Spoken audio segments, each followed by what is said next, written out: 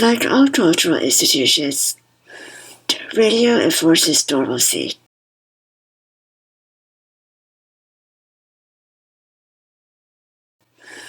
This normalcy is centered on the ability to hear and speak well, with the exception of a few radio shows by disabled people, such as Pushing Limits on KPFA,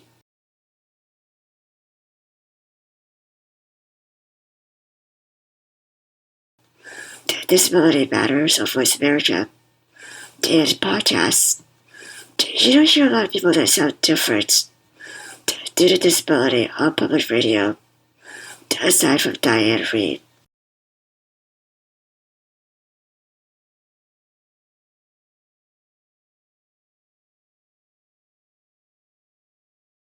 Welcome to Pod Ask Us. Isn't it Pod Access? Can it be both? Connecting deaf and disabled podcasters to audiences and each other. Ba-dum, bap, ba-dum. Nice Wu-Tang Clan shirt, Thomas. Oh, thank you. I thought it was appropriate for today's episode. How's that? Well, the Wu-Tang consists of multiple MCs coming together as one.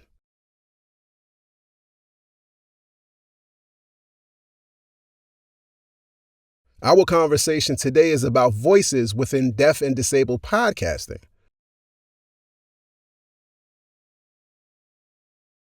There's so many and they're so different, but each has something to say. Okay, I see where you're going. Plus, the Wu-Tang Clan, like Pod Access, ain't nothing to fuck with.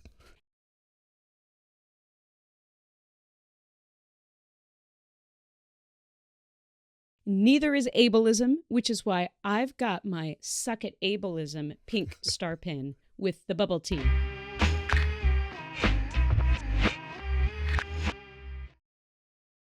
That voice you heard at the top of the episode was Alice Wong, taken from Cheryl's podcast, Pigeonhole.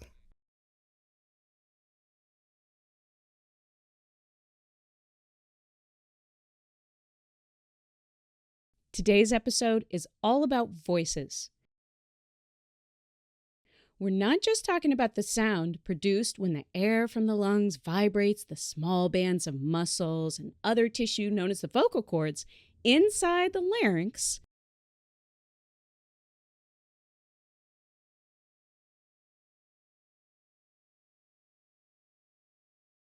Okay.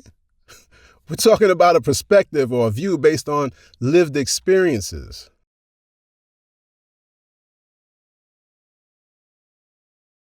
You and I both identify as disabled, but people probably wouldn't recognize that solely based on our voices.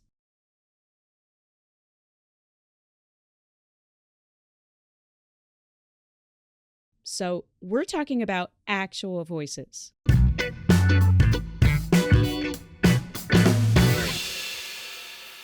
So why exactly are deaf and disabled voices important?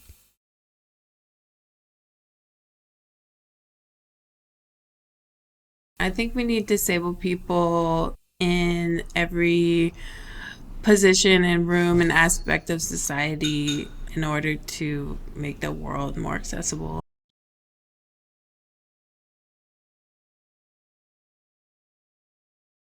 That's Kennedy of the Crip Crap podcast.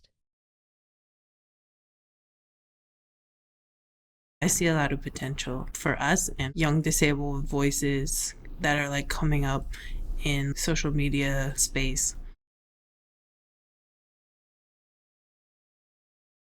These and other disabled voices are collectively adding to the public discourse on all sorts of topics.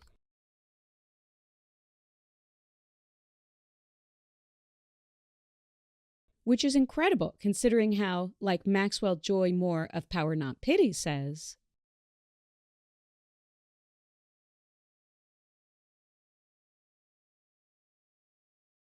there's so many voices out there in podcasting.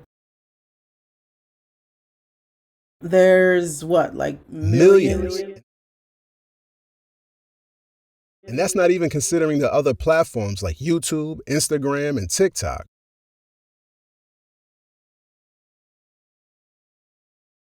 But that shouldn't discourage anyone who has something to share.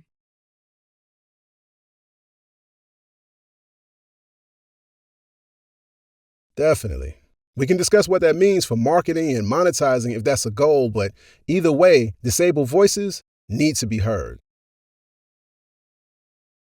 Your voice matters. We need your opinions. They're important, even if it doesn't always feel that way.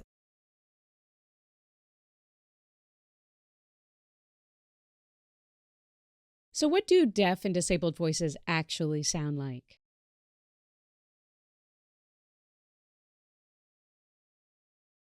They sound like Maxwell, Kennedy, you, and me. Yep, and there's even more variety.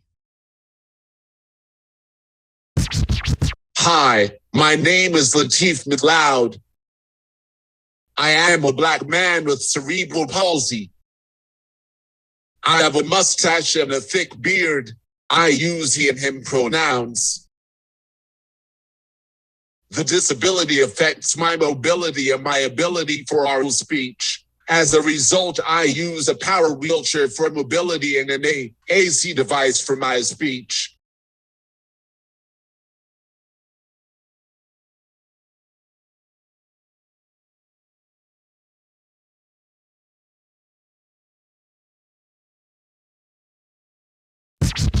As this is our final episode of the season and of the year, we'll be switching things up a bit.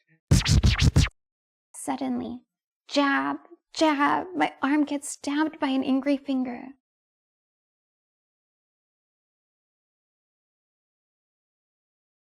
Milo looks up in alarm.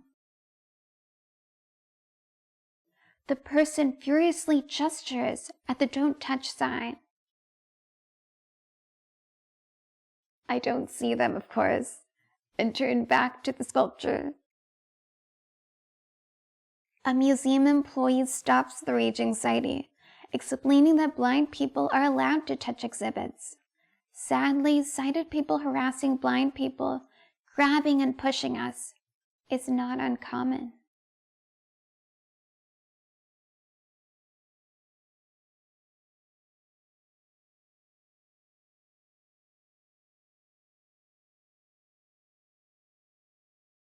If I may offer a suggestion, the museum should block entry to sighted people. They're quite poorly behaved.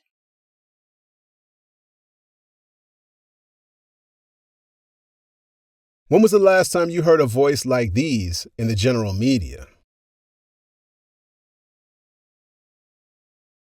When was the last time you heard a disabled person providing perspective on politics, sports, or any other topic outside of disability?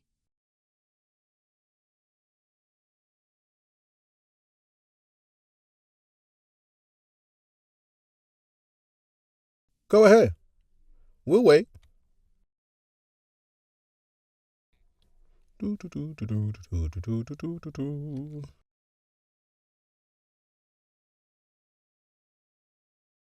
Some people might say that since it's getting easier to find tools to create media, it's democratized the ability to share opinions and perspectives.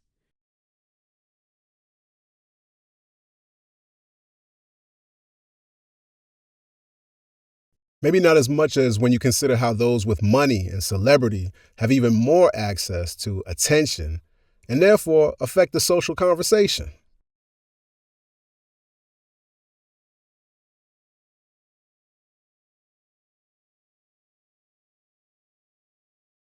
That's real, but also relative. Podcasts are personal, and sometimes affecting one person is really just the beginning.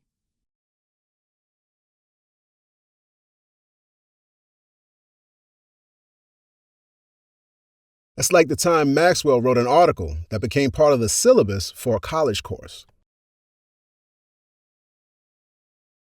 And she tells me that all of her students really, really attach to what I'm saying.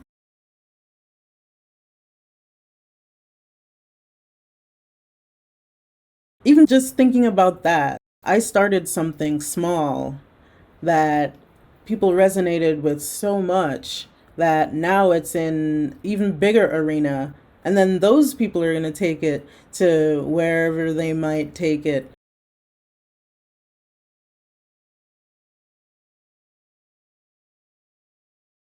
So it's really important for my voice to be there, but it's even more important for us to listen to all the voices that I bring forth with me too.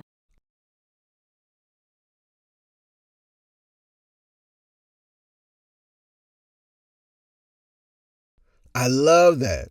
You just never know where something will lead. Opportunities to do other things like start creative collaborations, find employment or career advancements, maybe meeting new friends, and I'm sure many other things.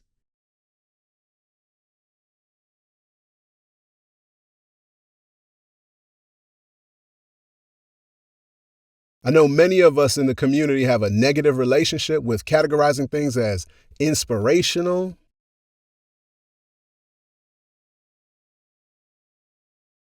Uh-oh. No. I'm not going to use that. But I will say, sharing our perspectives and stories can be encouraging not only to others, but ourselves as well.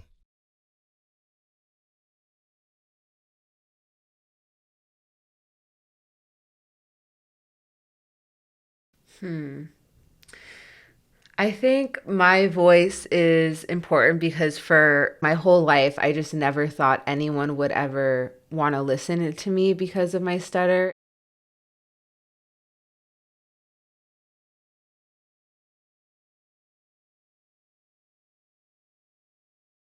This is the host of the Proud Stutter podcast, Maya Chupkov. I would see people on stage speaking and everyone would be in awe with them. And I'd be like, that's never going to be me. And that's really heartbreaking, like just thinking about it now.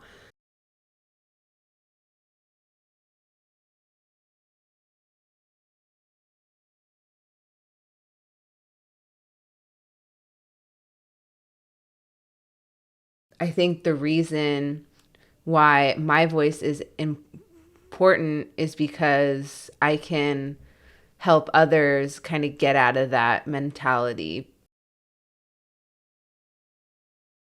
And the more honest I am about that journey, I think the better it is going to be for other people who stutter.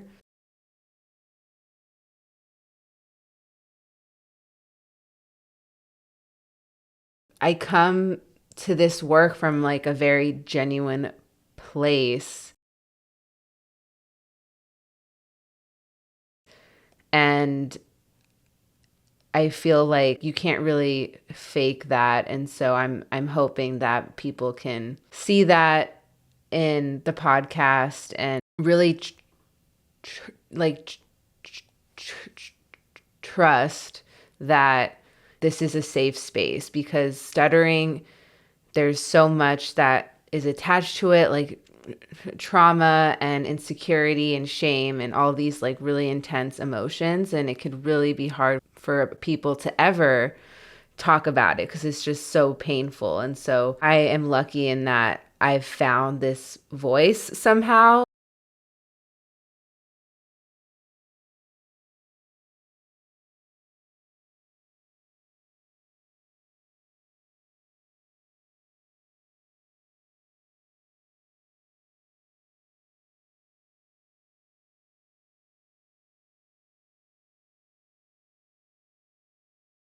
Our individual voices need to be valued because they represent our points of view.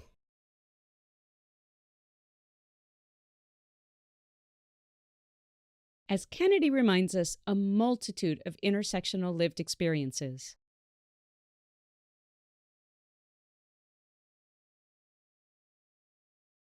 I think we bring a unique perspective. I'm queer and fat. Justin's Black and he's 12 years older than me. Between the two of us, there's a lot of different perspectives and experiences, and we can relate to different guests differently.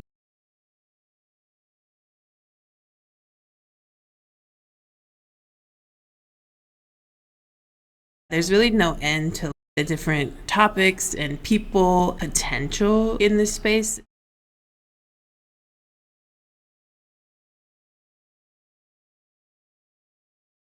Keith Jones of the Disabled Black Men Talk podcast brings it all home.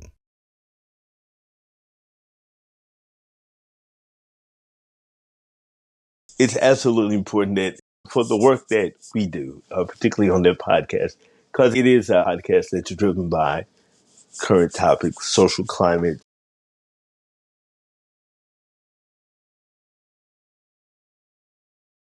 issues that have faced Black Americans and, people, to be quite candid, who are not white, well off on a daily basis.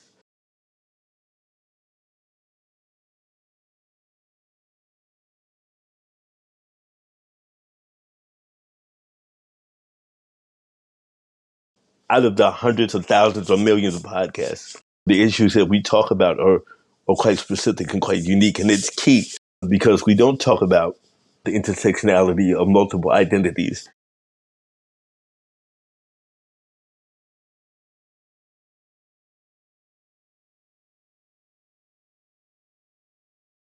And it's not just your disability. It's having a disability and mental health challenges, healthcare challenges, raising your kids or being denied the ability to take care of your kids and the housing. So it's all of these things.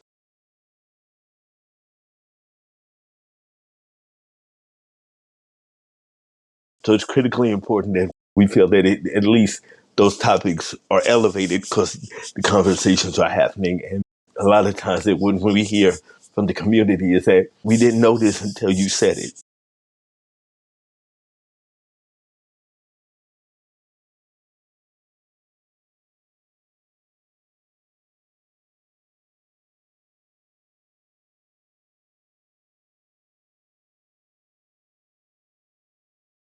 So it's not about fighting 100 million podcasts. It's about responding to what the community has asked for.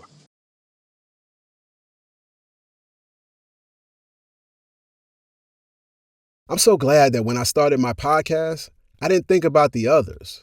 I didn't really think about getting heard as much as I did about expressing myself and finding my voice.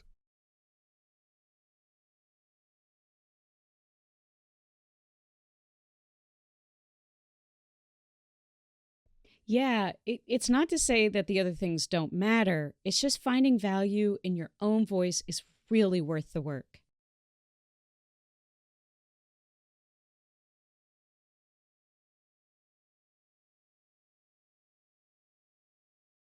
I'd love to hear from others who are currently podcasting about some of the unexpected benefits gained from podcasting.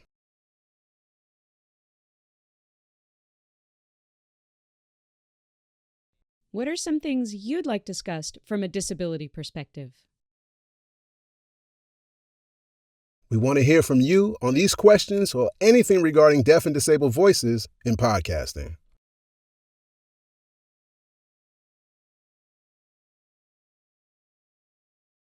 Go to podaccess.net and hit the Contact Us button.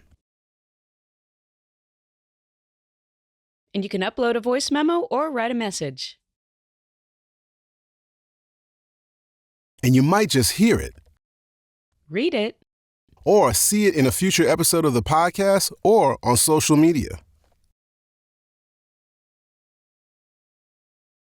Tell a friend and an enemy to follow or subscribe to Pod Access wherever you get your podcasts.